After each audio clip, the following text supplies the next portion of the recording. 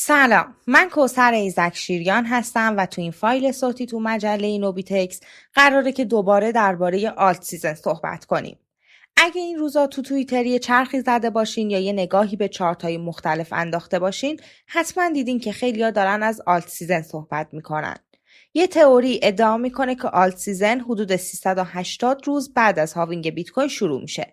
نکته جالب اینه که الان دقیقاً تو همین بازه زمانی هستیم. آلت سیزن دوره‌ایه که آلت کوین ها پامپ میشن و سودای عجیب غریب 30 یا حتی 40% تو یه روز میدن. توی این یکی دو هفته بعضی از آلت کوین ها چنین رشدایی داشتن و بیشتر از 40% رشد کردن. ولی سوال اینه که واقعا آلت سیزن شروع شده یا این یه هیجان زود گذره.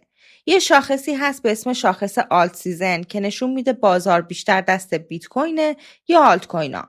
اگه این شاخص زیر 25 باشه یعنی هنوز فصل بیت کوینه.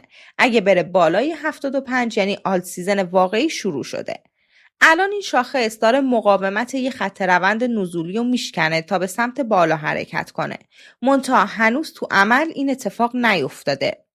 یه عده تاکید کردن که اوضاع دیگه مثل سال 2021 نیست. میگن مردم دیگه شجاعت قبل رو ندارن. سرمایه‌گذارا خیلی سریع از یه پروژه به پروژه دیگه میپرن و همین باعث میشه که آلت کوینا رشدای عجیب و غریب قدیمی رو نداشته باشن. یه نکته مهمتر اینه که مردم عادی دیگه مثل قبل تو بازار نیستن. بیشتر رشد بیت کوین هم به لطف سرمایه‌گذارای نهادی مثل ETF های اثبات بوده.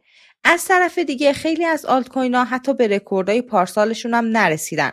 پس چطور میتونیم بگیم که آلت سیزن اومده؟ البته یه سری نشونه های امیدوار کننده هم تو بازار هست. مثلا دامیننس بیت کوین که نشون میده بیت کوین چقدر از بازار رو در اختیار داره یه سری نشونه های نزولی نشون میده. واگرایی منفی داره و یه کندل برگشتی هم رو مقاومت 64% زده. اگه این روند ادامه پیدا کنه میتونه دامیننس بیت کوین تا حدود 60% بیاد پایین و این یعنی راه باز میشه واسه رشد آلت کوین ها. یه نمودار دیگه نشون میده که مارکت کپ آلت کوین ها داره سعی میکنه از یه الگوی کنج نزولی بیرون بیاد و موقعیتش هم همین محدوده تثبیت کنه. منتها این نمودارم هنوز موفق نشده. آرتور هیز هم بنیانگذار بیت مکس گفته که وقتی قیمت بیت کوین به بالای $110,000 برسه آلت سیزن واقعی شروع میشه.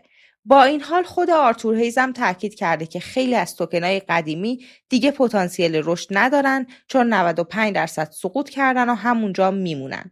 جالبتر اینه که گفته قیمت بیت کوین شاید تا سال 2028 به $1,000,000 برسه. حالا واقعا آلت سیزن شروع شده یا نه؟ میتونیم اینطوری بگیم که بازار داره جوم میگیره ولی هنوز وارد اون رالی عجیب و غریب قدیمی نشده. مثل همیشه معامله‌گرا باید سعی کنن سراغ پروژه هایی برن که واقعا پشتوانه دارن و فقط پامپ و هایپ و شعار نیستن. نکاتی مثل حد ضرر و متنوع کردن سبد سرمایه گذاری هم که نباید فراموش بشه. این مهمترین نکات مربوط به آلت سیزن بود. ممنون از اینکه شنونده مجله نوبیتکس بودین.